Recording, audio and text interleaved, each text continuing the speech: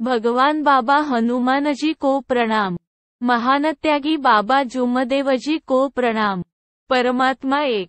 माझा अनुभव। माझे नाव भारती संजय मांदुरकर आहे। आज मी माझा अनुभव या अनुभव मालिकेत मला आलेला दैवी शक्तीच्या गुणांचा अनुभव सादर करीत आहे। माझ्या कुटुंबात आम्ही एकूण 4 सदस्य आहोत। भारती संजय मंदुरकर, मी संजय मंदुरकर, माझे पती शंतनू संजय मंदुरकर, माझा मुलगा पंखोळी संजय मंदुरकर, माझी मुलगी। माझे लग्न व्हायच्या आधीपासूनच माझे सासरचे कुटुंब मार्गात आहेत। मग माझे लग्न सन 2017 झाले। त्यानंतर मी पण त्यागाचे करून या मार्गात प्रवेश केला। मी आम्हाला आलेला दैवी शक्तीच्या गुणांचा एक अनुभव सादर करीत आहे। मी माझ्या पतीसोबत घडलेले अनुभव सांगत आहे। या अनुभवामध्ये परमेश्वर कशा प्रकारे आपली परीक्षा घेतो व आपली साथ देतो हे मी सांगत आहे। सर्व व्यवस्थित सुरू होते। दिवाळी संपून 8 दिवस झाले होते।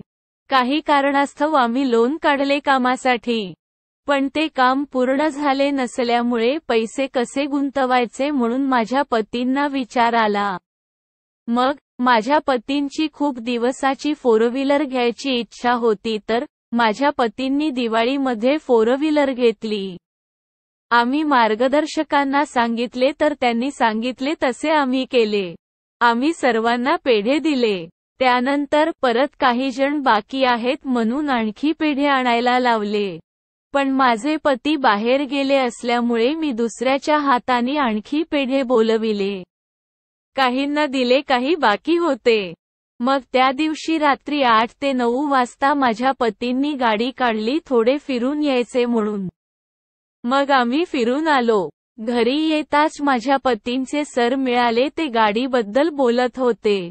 तर मी पेढे आहेत, काय करायचे म्हणून त्या सरांना दिले। तसेच बाहेर आणखी ज्यांना बाकी होते त्यांना दिले। त्यावेळी मला हे कळले नाही की सर दारू पिऊन होते। तसे ते नेहमीच पिऊन असतात, पण मला तितके समजून आले नाही। माझ्या पतीचे सरांसोबत बोलणे झाले, त्यानंतर आम्ही घरी येऊन जेवणाला सुरुवात केली। तसेच त्याचवेळी माझ्या पतींच्या पोटात दुखायला लागले, तेव्हा माझे पती मला म्हणायला लागले, तू त्यांना पेढे दिली ते पेवून होते। मी म्हटले, काय होते हो? घरी होते बाकी तर फेकण्यापेक्षा दिले। मग 10 वाजले तरीही पोटात दुखणे सुरूच होते।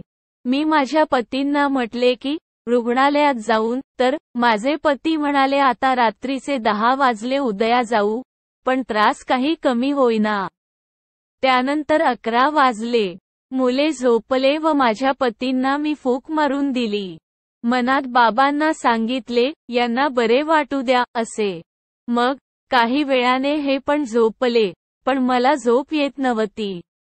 मी सहज यांना कस वाटते म्हणून विचारले, तर काही वेळाने आणखी त्यांच्या उलट्या व संडास एकदम वाढल्या, त्यामुळे मी खूप घाबरली। काही वेळाने 12 वाजले, कसे करू, मुलांना ठेवून कुठे नेऊ यांना, असा मला विचार येऊ लागला। मग मी माझ्या पतींना म्हटले, मी तुमच्या सरांना सांगते, तुम्ही त्यांच्या सोबत जा रुग्णालयात। तरीही माझे पती तयारच होईना। मला असे वाटत होते की अपचन झाले असणार त्यांना, पण यांचा त्रास कमीच होत नव्हता। तर रात्री 12:15ला मी माझ्या मोबाईलवरून सोळुंके सरांना माझ्या पतींना न सांगता फोन केला, ते सर आले। तर 1 वाजता साळुंके सरांनी मी ज्या पिलेल्या सरांना पेढा दिला होता त्याच सरांना फोन करून माझ्या पतींना दवाखान्यात आणायला सांगितले, कारण ते आमच्या दुसऱ्या मजल्यावर राहत असल्यामुळे व साळुंके सर आमच्या घरी न येता थेट दवाखान्यात पोहोचले।